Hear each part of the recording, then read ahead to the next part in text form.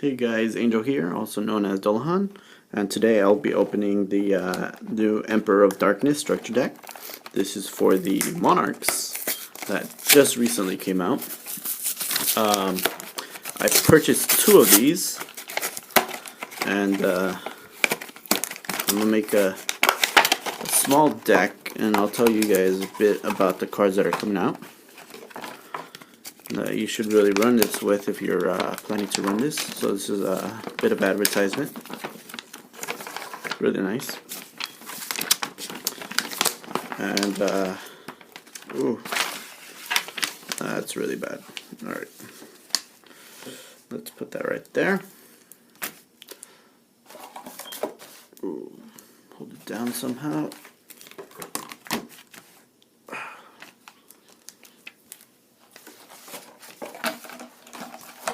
That's a bit better. Okay, so that's Aether. They don't make those little tear-off things on the structure decks, I guess.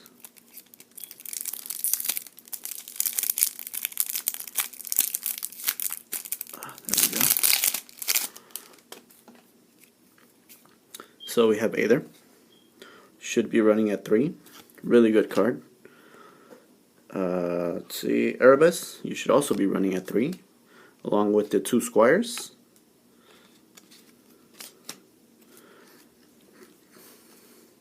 Pantheism, you should also be running at 3.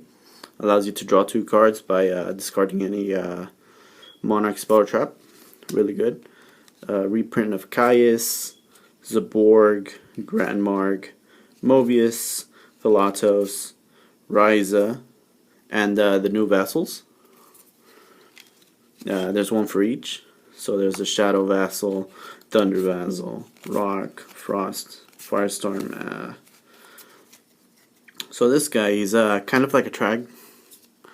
When you tribute summon a monster, you can special summon this card and from your hand, and if you do, the type attribute and level of the card becomes the same as the face-up tribute summon monster.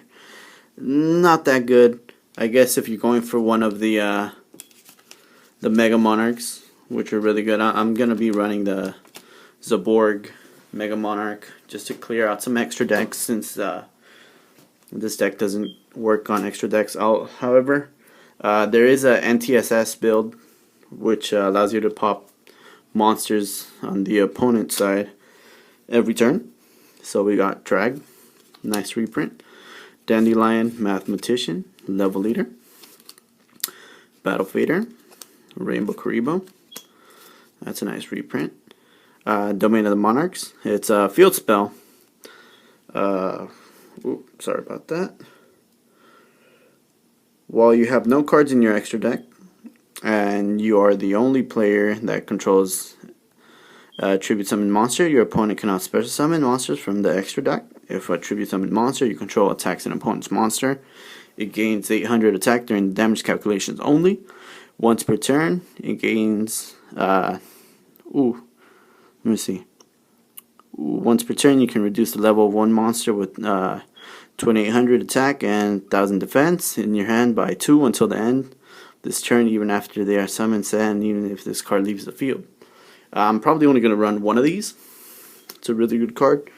I'm also going to run one of these March of the Monarchs. Tribute summon monsters you control cannot be targeted by or destroyed by card effects. Really, really good. You cannot special summon monsters from the extra deck. Return of the Monarchs. I've actually never seen this card. You cannot special summon monsters from the extra deck. When you tribute summon a monster, you can activate one of these effects. Add from your deck to your hand one monster with 2400 attack and defense, different name from the tribute summon monster. Add from your deck to your hand one monster with 2800 attack and defense with a different name from the tribute summon. So it's a searcher, I guess. I'll run one of those. Stormforth, it's pretty much a soul exchange, but it allows you to attack that turn. Also, it doesn't target, which is really good. I'm gonna run 3 of those. Strike of the Monarch. I'm pretty much not going to run this card. It's really bad. Tenacity, you should run 3 of these. Allows you to search out any Spiral Trap card. Sorry about that. As long as you reveal one of the monarchs. Soul Exchange, not that useful if you're running 3 of the Storm Forts. Enemy Controller, nice reprint. Dice Foon, roll a 6-sided die and apply the effects. 2 or 3, destroy 1 spell trap card on the field. 5, destroy 2 spell trap cards. And 1 or 6, take 1,000 damage. It's a big risk. Soul Charge, really nice reprint. Really good card to have.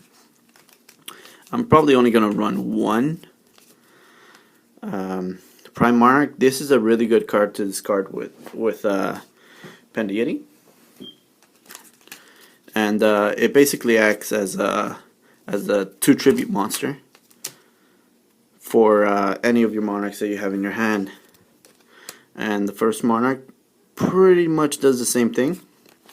Escalation is a really good card. I'm gonna run 2 of these once per turn during your opponent's main phase or your opponent's battle phase. You can immediately after this effect resolves tribute summon 1 monster. So if you tribute summon one of the Mega Monarchs, you could immediately get off its effect. And you can do it during the battle phase, and since Effect Veiler doesn't really work during the battle phase, actually, I'm going to have to look that up. It says during your opponent's main phase, so I'm not really sure about that. Monarch Awakens. If you have no cards in your extra deck, target 1 card. Target 1 face-up tribute summon monster you control. Its effects are negated. Also, it's unaffected by the effects of the card's effects other than this card. I don't know about that one. Erupt. Activate this card only if you have no cards in your extra deck and control a tribute summon monster. Negate the effects of all face-up monsters on the field while those monsters are face-up on the field, except tribute summon monsters during your end phase. Control no tribute summon monster, send this card to the grave. By order of the Emperor, when a monster effect is activated and that activates when a monster is normal summoned, you can negate the activation. Then the player whose effect activation was negated draws 1 card. It's pretty... I wouldn't say that's a good card. Pinpoint, basically a monster reborn. And Caius' Fear, I'm probably going to turn this into a Excite on Night token, maybe. Probably. And those are the cards I got. Like I said, I got 2 of the Emperor of Darkness structure decks. And I will be making a deck with cards from 3, but I'm only buying 2 since a lot of the cards I will not be using, and I would prefer just to pay a few dollars to get the other ones.